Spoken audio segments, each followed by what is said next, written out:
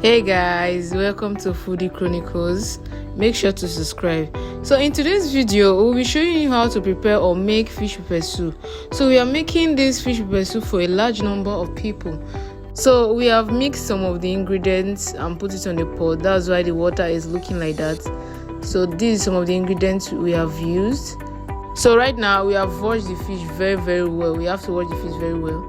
So this is my mom putting the fish in the pot.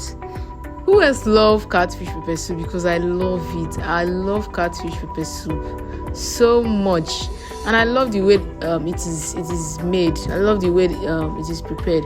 So this is my mom putting salt. Yeah, putting salt after putting the ingredients on. So this is a few minutes after putting salt and everything, and it's already coming out good. Please don't mind the way this video it didn't go as planned. So just comment, like and subscribe. If you want to know all the ingredients that was used in preparing this fish pepper soup, comment